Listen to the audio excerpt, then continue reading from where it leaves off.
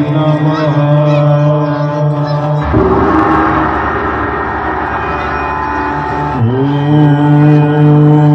हंसवाहिनी नमोस्तुते।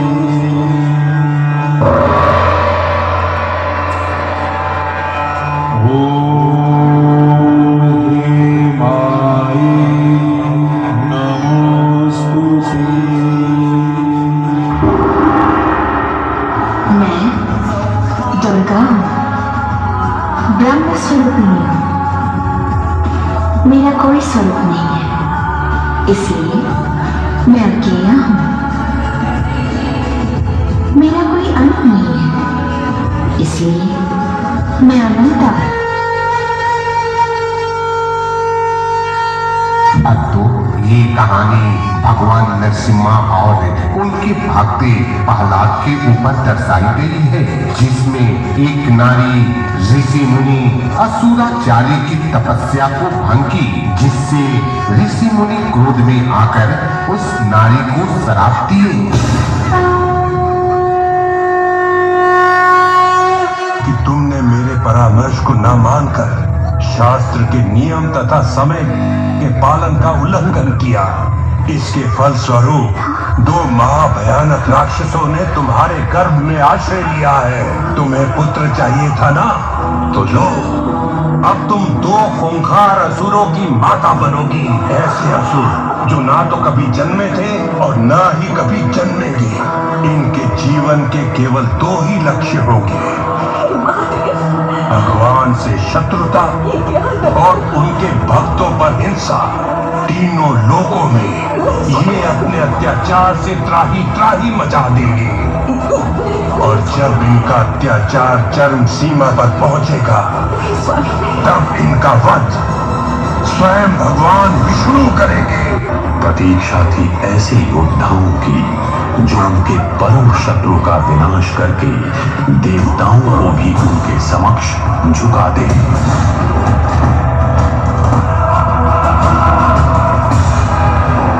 उन्होंने जुड़वा भाइयों को हर तामसिक विद्याओं से परिचित करवाकर अथवा विभिन्न प्रकार के अस्त्र शस्त्र से महाबली बनाया। शीघ्र ही दोनों भाइयों ने इन काली शक्तियों पर महारथ प्राप्त कर कई अलौकिक योग सिद्धियां प्राप्त की।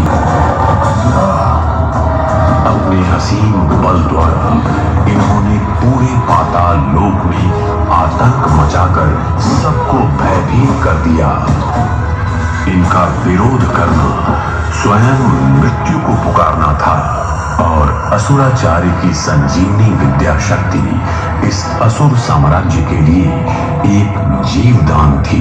इसके पश्चात दोनों भाई हिरण्याक्ष और हिरण्यकश्यप भगवान विष्णु के वध के लिए देवलोक पर आक्रमण किया। भूलोक नहीं, भूमि को ढूंढने के लिए। समझ गया भैया, इस कार्य के लिए मुझे आशीर्वाद दो। पूरा असुर कुल तुम्हारी प्रतीक्षा करेगा। उसे ढूंढते हुए खो मत जाना मेरे भाई। अपने इन हाथों से केवल उस विष्णु के वध की तैयारी करो, जिसका भाई स्वयं हिरण्यकश्यपु हो। उसको विष्णु को मारने के लिए इस तुच्छ हाथ का एक थप्पड़ ही काफी है।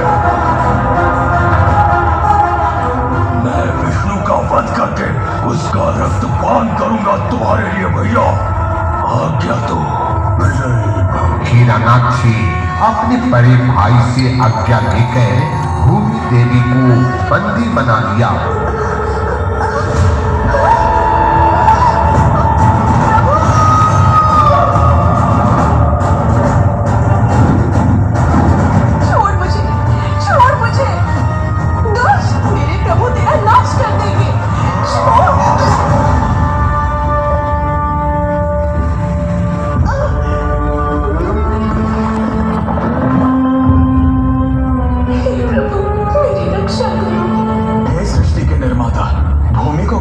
महासागर से निकालने का शीघ्र ही कोई उपाय कीजिए। भूमि को यदि कोई इस गंभीर स्थिति से निकाल सकता है तो वो है भगवान विष्णु। हे भगवान, भूमि की रक्षा कीजिए।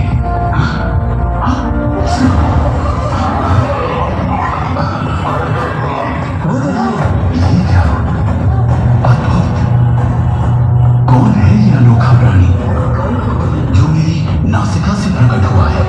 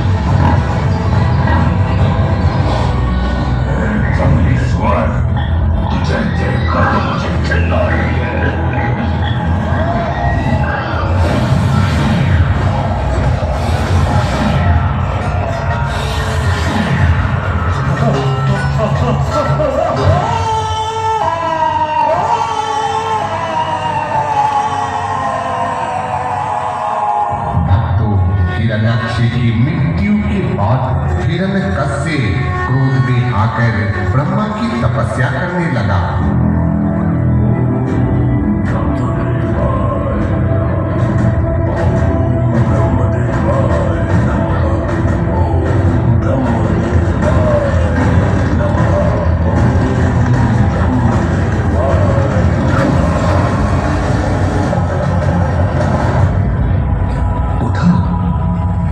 कश्यप पुत्र हिरण्यकश्यप,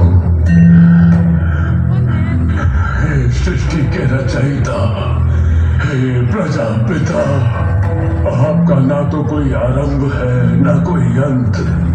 आप हिरण्यगर्भ हैं क्योंकि आपके गर्भ में समाई है आप ही की रची संपूर्ण सृष्टि तथा उसके समस्त जीव। और इस हिरण्यगर्भ को हिरण्यकश्यप का शत शत प्रणाम। मैं तुम्हारी तप से प्रसन्न हुआ वत्स। मांगो, क्या वर मांगना चाहते हो? सब कुछ।